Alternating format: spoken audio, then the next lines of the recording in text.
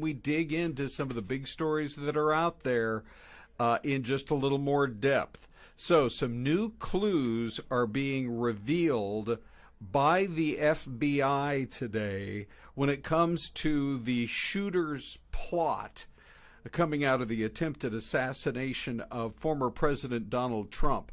And it's raising some real questions now because it appears that he was plotting for a year or more than a year to carry out some sort of an assassination. Now, some of the searches that he was doing may indicate that he, as you probably have seen, may have had other people that he was investigating as well. But the planning, which at one point at first seemed like, hey, he went to a hardware store the day before and bought a ladder, that kind of a thing, asked to borrow the family's gun the day before. But now we learned that his plotting was way more intricate and also sure to raise the outrage over the Secret Service failures. Local law enforcement is coming forward to say they had their own snipers on the scene and they spotted the gunman earlier than it was previously thought by anybody, them or Secret Service, a full 90 minutes before he opened fire. So that's going to be one of our big stories to talk about this morning. We also are going to be talking about this massive fire that's burning just outside of the Valley of the Sun and how it has shut down some lanes on the freeway between Phoenix and Payson. Those stories, plus what is going on at McDonald's, reporting their first drop in sales since the pandemic. And then if you're not happy with your career, with your job, you would be surprised what the new number one choice is, according to a brand new study that's out today. So we're going to be getting into all of that, but let's talk about what was unveiled today as we learn more about the investigation so far regarding the gunman who tried to assassinate Donald Trump. He started making his gun-related purchases, and the number is 25, starting in the spring of 2023, before he ever showed up that fateful day in Butler, Pennsylvania, to start his assassination plan. So he did this, talking about Thomas Crooks, who he bought the materials, also used in explosives 6 different times. And the Wall Street Journal is reporting all of this, saying that the FBI said that he created false identities online to search for more information about mass shooting events and IEDs. And this is all according to the FBI special agent in charge in Pittsburgh, Kevin Rojic. So despite all of his meticulous planning, it turns out that Crooks made a very basic mistake, so that we now know, this is the first time we've learned this, that his homemade bombs would have never gone off. Investigators are revealing that the receivers, keep in mind now, he'd been working on this since the spring of 2023, they're revealing that the receivers, which would have been then given the signal remotely to explode with the remote control that he had, they were all left in the off position. So there's no way that what he was apparently planning to set those off would have ever actually worked. And also, by the way, his parents said that they were not concerned when they saw these chemicals showing up, being delivered to the house, because he likes science. Crooks like science. So apparently they never asked him about it or talked about it. They are cooperating. So those are some of the newest developments in that case this morning. We're going to shift now to what has been going on with this big fire that is burning just outside the Valley of the Sun. It's called the Sandstone fire, and Celeste joins this morning. Hello, Celeste. Hello, Ron. Hi, everyone. Good morning. Good morning, my friend. Yeah, this fire, I did a little looking into it this weekend. I actually took that picture. Oh, did you really? Yeah. This is the one you took. Yeah. What time of day? Let's see. That would have been around 5 in the afternoon. So this would be north of Fountain Hills by, I would say, about 15 miles. Okay. But it started on the other side of those mountains, down closer to Bartlett Lake. Right. And I don't know why Bartlett Lake has had one fire after another after another. Yeah, those campers last time were evacuated. It was such a headache. Yeah. And so this time around, it's just so huge. And I believe this one, they do believe is lightning started as opposed to maybe some of the others, that it was a real question. But it was just amazing to see how the fire was coming down that would be the eastern slope of these mountains, having started over closer to Bartlett Lake, sweeping right up into rugged territory. You can't get manpower up against that when it's in that range. And then let me just also share this picture with you as well. So you drove up there then a little bit, right? You drove up there a little bit. Yeah, and the roads were wide open. The roads were open on Saturday. Saturday evening, yeah, both directions. And then we came home Sunday at about 1 in the afternoon. And at that point, the roads were still open. Oh, so they closed later on last evening. At 4 in the afternoon. Oh, wow. They put out the word that it was going to be closed. And so those southbound lanes have been closed ever since. And I believe it would be because the fire has been burning closer and closer to Highway 87, the Beeline Highway. Yeah. I mean, it was just, it was almost mesmerizing to look at that clearly defined fire line, and yet in such rugged territory. Also, I live kind of out in that far east valley, not quite to Queen Creek, and I've got this app that tells me anytime a plane flies overhead. And you could see that they were bringing in the aircraft, and they were, stocking back up on whatever fire retardants they needed. Yeah. And then going right back out. I mean, you have got to give the firefighting effort that we have here in Arizona an A+. You know what? When folks are driving, let's say you're driving on the Beeline Highway and you see this image that you have up, you may think initially that the fire you're seeing is caused by the actual flame, by the lightning strike. It's part of the main blaze. But you mentioned the fire line. Yeah. So they set the fire line, the fire crews that you see there, to burn in the direction of the fire, so that then at some point those two fires connect, and the other fire, the big one that's burning, doesn't have any more fuel to burn. So the hope is that they can stop it before it gets, so there's Sycamore Creek that runs right through there, and that would be a natural barrier, and the highway itself. They've had some pretty bad fires up in that area, up along the Beeline over the last, say, 10 to 12 years. And it's done a lot of destructive work. And frequently they use the highway as the brake as well, to where they're going to kind of take their stand.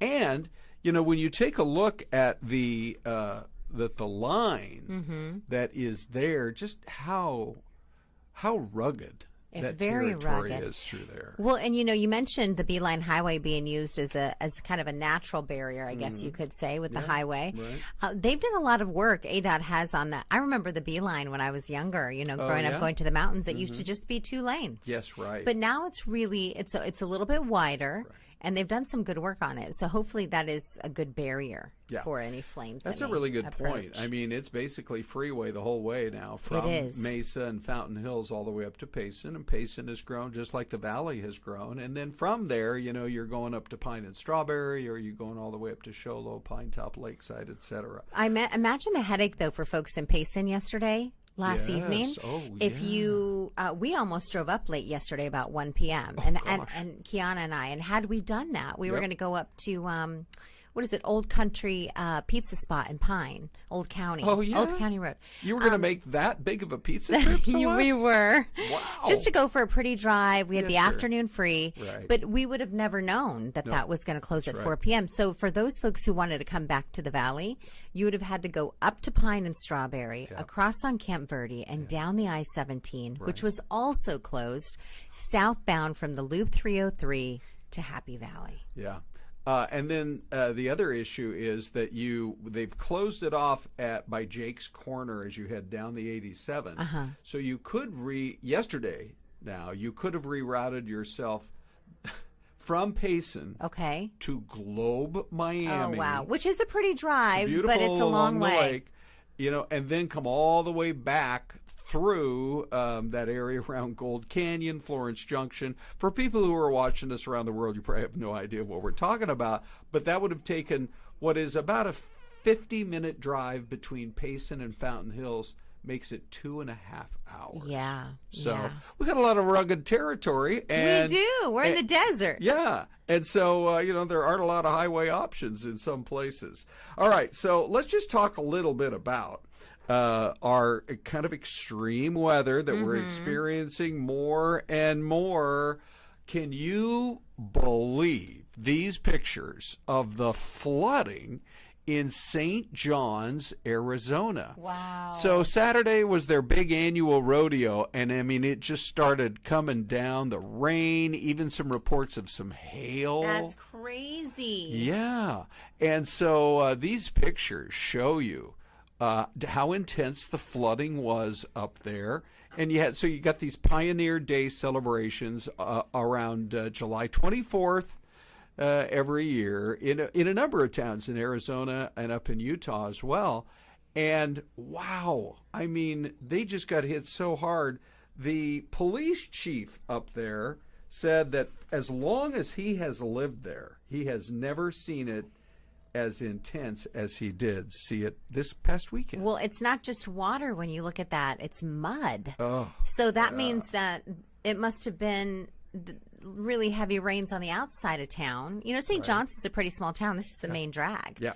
And so then that you have all that water moving into the roadways, and I can't even imagine what it looks like today after it's dried up. Oh my gosh, yeah. Now the great thing is they had all kinds of volunteers out there. You would expect this from a town like St. John's. Yes, you would. I was the Grand Marshal of the St. John's Parade one year. Were you up really? There, Celeste. A very big honor. I loved it.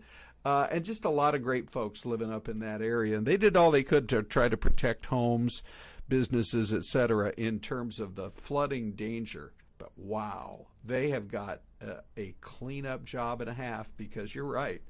If you didn't get hit by the flooding, you might have got hit by all the mud in St. John's. Yeah, no kidding. Goodness. Yeah.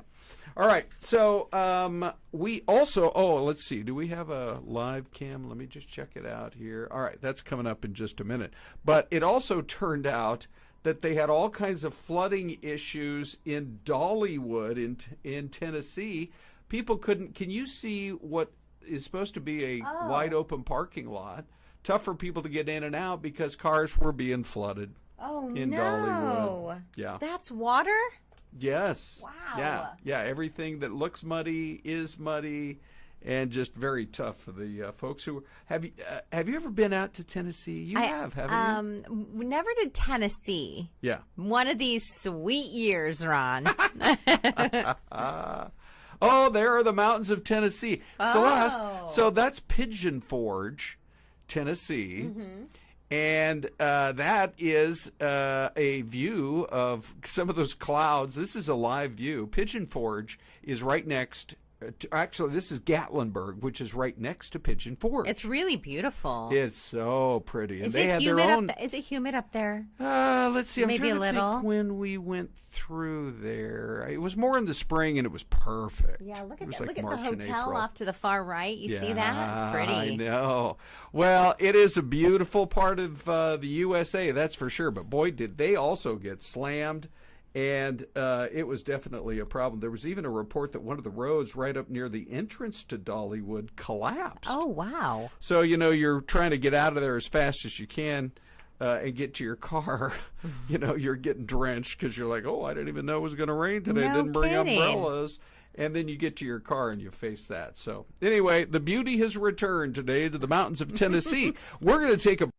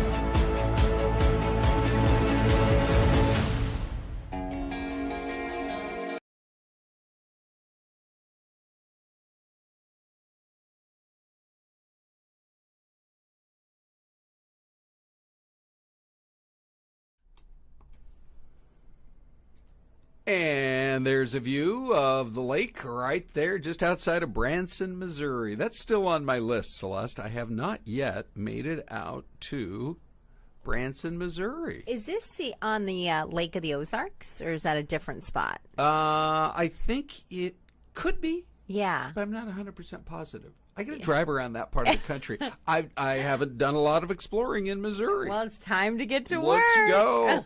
When I get to the lakeshore, I'll call and tell you. Thank what you. It was. Send me your location also, please. Hey, just real quickly, we thought we would mention the whole Justin Timberlake thing. It's very interesting because his, let me just double check on this. His lawyer has come out. There's the mugshot. Wow. His lawyer has come out. He has another hearing later this week, by the way.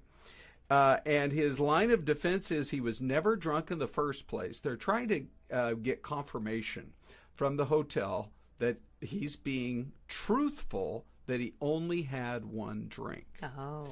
And so that would bolster their case. And then his lawyer said the most important fact to know is that Justin was not intoxicated and should not have been arrested for DWI.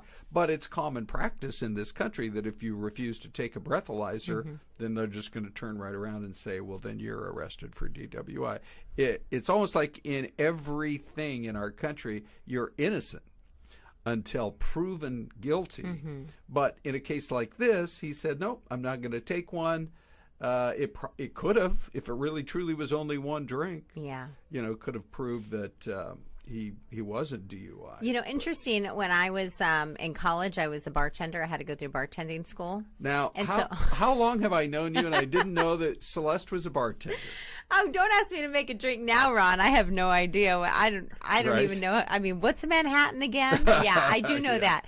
But the interesting thing, and it's interesting they're going to be speaking with the hotel and probably the bar at the hotel or the restaurant. Sure. Because when you go through bartending school, at least when I did, and you get your license to serve alcohol and make drinks, they actually say if you serve someone too much, you could be held liable. Yeah. And so they say if you knowingly know someone left the bar or the restaurant and you served them and they seem like they were drunk, if something happens out on the streets, you could be taken to court as well. Which I have long maintained that every time we have one of these wrong way drivers that causes a situation, in Arizona the bars close at 2.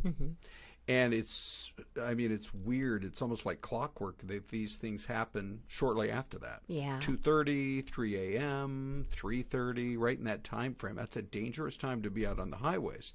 And trace it back. Now, maybe they are doing that, but you never hear any follow-ups, or very infrequently, that a bar or a bartender was serving somebody who should not have been given all those drinks. So, exactly. We don't hear about that. Really ought to look into it. Okay, let's talk about the big story of the morning when it comes to the fast food world. There is our McDonald's shot. They're at 7th Street and the I-17, just a little south of downtown. So were you surprised to hear that first time since the pandemic, that their numbers are dropping, their sales numbers? Yeah, I am quite surprised. Right. And maybe that's why they're launching that $5 deal. Gotta be, right? Because they're like, they want to get more people in the door. I saw one ad over the weekend for a $6 deal. So I think they might be branching out. Yeah, maybe. I mean, that's what you got to do. It's so expensive these days. It's cheaper to eat at home. It's almost the most talked about single thing when it comes to inflation. We still talk about grocery prices, but it's people saying, I went to McDonald's and got my 3 kids Happy Meals and I spent $24. Yeah, or whatever. Or even like Subway. Remember the $5 footlong? It is not a $5 footlong anymore. Yeah, no kidding. I noticed those ads disappeared. I got to go do a new price check. And so did the coupons. They used to come in the mail all the time. All right, so here's what their CEO said. This is very interesting, by the way. So he says, consumers still recognize us as a value leader versus our key competitors. But it's clear that our value leadership gap has recently shrunk. Okay. Now that's CEO speak for our prices are too high. Yes, exactly. Right? But yeah, their same store sales here in the USA were down. Now, not a lot, but still even flat. when you consider that everything is more expensive than it was pre-pandemic, remember the prices they were charging for everything, from Happy Meals to fries to all the rest. And I mean, you can't blame them too much because they have the same labor issues that every other fast food joint is dealing with. But he said that the cost for everything from food to labor has gone up 40% or nearly that much in a lot of their markets. So no surprise that the prices are going up. Yeah, no surprise. Yeah. At all. But it's crazy. I think they have to come up with better options for value meals because it's one area where people really are voting with their wallets. Yeah, or they're going to start to have to, they'll see places close. Like, I just don't think, it's just too expensive for people to manage. Right. Yeah. I'll just tell you a fun little story here, Celeste. I found myself, I frequently get breakfast at McDonald's. Yes, you do. Their sausage egg biscuit, I really love it. But this weekend, I said to myself, I'm going to go try Wendy's. Oh, how'd that go? It was great. If you got on the app, at least for that day, you could get a breakfast sandwich for $1. Wow. With any other purchase. Did you try? So I'm scanning up and down the board looking for the cheapest thing possible to pair with it. And I found their French toast for $2.99. That's not bad. So do they have hash browns there or like potato bites? They have some kind of potato bites. Yeah. Yeah. But anyway, there's a heads up for you. I really... I think people generally think McDonald's for breakfast, too. Yes. Right? I'm sure they've sold billions of those sausage egg McMuffins, but in this case, I kind of like the Wendy's breakfast. So anyway, all right, it's National Boneless Wing Day. Yes. So let's get over and see how our poll question has been looking today. Yeah, I'm with the honey BBQs. Yeah. I do love me some Buffalo Hot, but we had a lot of people voting. There's a real ebb and flow to our show where early on, I'm telling you, buffalo wings were the favorite flavor of all of our viewers by a long shot. I mean, it was like 400 to everybody else was 100 or less. But then the honey barbecue people, just like you. They're honey hot barbecue is what it is. They are delicious. Yeah. But trust me, I'm not going to turn down a hot wing. I've had the lemon pepper. Of course, we've all had the teriyaki. They just are not Have you had the garlic parm? No, but I bet I'd like it. You know, Dominique, our weekend morning anchor, she raves about the garlic parm. Okay. Yeah, she said they're delicious. Yeah? I said, you know what, I'm going to have to try those. All right. Good. Well, that sounds like a great recommendation. By the way, here's a quick look at the deals. Buffalo Wild Wings, 6 free wings with an online order of 10 or more today. You get a voucher for 6 free wings with the purchase of any burger on your next visit. Now I'm confused. So, yeah, I know. It's too much. Talk about reading the fine print, huh? Just give me something simple. Okay. We got to move on from that one. There's way too many qualifying. Who wrote that? Their attorneys? Probably. Right. Okay. Popeyes has a $1 wing special. So this one starts today, Monday. Goes through August the 4th. Buy one order of their new boneless wings or bone-in wings, and you get another 6-piece order for $1. That's simple. Oh, that is good. Simple. We 6 like for simple. $1. That's good. Yeah. So anyway, good for them. That's Popeyes. And then Wingstop saying they've got free wings with any purchase. I hear Wingstop is pretty good. I've heard that too. And ATL, I hear, is really good. Okay. Both of them. Anyway, it's for Monday. They're giving away 5 free wings with any purchase as long as you do it on the app, and you have to enter the code FREE WINGS. Okay. So. Let's just talk a little bit about if people are frustrated with their jobs. Oh, that is not for us, Ron. No, we love our job. But if you want to consider a new career, I was really happy. This new survey says construction is the #1 new happy workplace. You're outside. Yes. Fresh air. Fresh air. You can play music on a boombox. Yeah. If you're asking what it is, then DM me and I'll help you. I'll say, what year were you born? Yeah. Let me help explain that to you. You're up there on the roof. You get the early sign of when the monsoon storm is approaching. Yes. So you can get off the roof. You get big tools that make loud noises. Yeah. By the way, the survey looked at things like work-life balance. Okay. Money. You know, I think I've heard reports of the kind of money they're paying roofers and other specialty trades, plumbers, electricians, AC, HVAC, that kind of thing. Career opportunities for advancement, diversity and culture. And I actually know a younger guy, who graduated, I think, maybe 10 years or so ago. And he works as a superintendent for a company that builds the large industrial buildings and office buildings. And he's like, I love my job. I'm going to do it forever. Because every year or two, you move on to a new project, but you get the satisfaction of watching a 14-story building go up. Yeah. I mean, maybe that's the whole phenomenon with like Legos. You're building something, and then you see it in its finished product. You know what I mean? Yeah, absolutely. That's pretty cool. I like that because construction is a big booming business for Arizona. Oh, my gosh, for sure.